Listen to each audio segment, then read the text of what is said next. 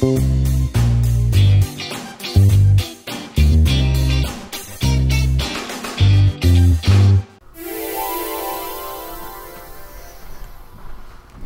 trying to group my students for guided reading this year. Help! Where do I start? Well, why don't you remind everyone what grade you're teaching? 2nd grade. But my kids are all over the place on their reading levels. It feels like they're lower than I remember when doing my student teaching in 2nd grade. Well, first of all, remember it's the first of the year. And things look really different than other times during the year. They're out of practice. Some kids haven't read all summer, especially your low readers, while others kids have been reading nonstop. But once you start grouping your kids appropriately, everyone will get what they need. Are you okay if your groups are quite fluid, meaning they'll change?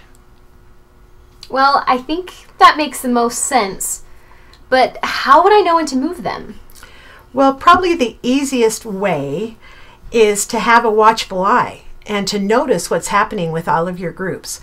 Typically, one child will stand out as being more capable, more fluent, and it'll just stand out in that group. So then you do a running record and check.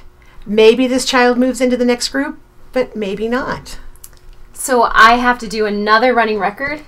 That will take forever. Well, what I'm talking about is just doing a 100-word running record. I've given you some of those forms. And if you do that, it's actually pretty easy.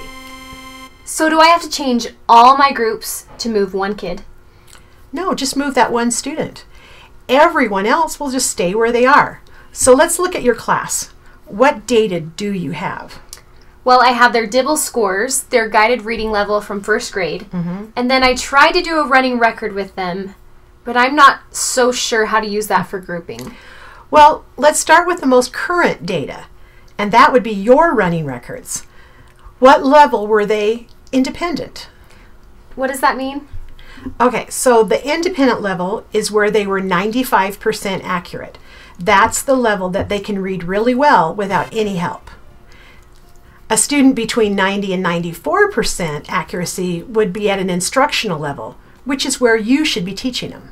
Okay, here's how many students are at each level. So before we start, you should know that level J is grade level. So 16 of my kids are below grade level? And 6 are above. Sorry, yes. It will get better though. This is the way I'd group your students. What do you think? I can't work with 5 groups every day. But look at group 5. They may not need to meet every day. But what about group 1, 2, and 3? They definitely would need guided reading every day. So is this enough to help you get started? I guess so. Wish me luck.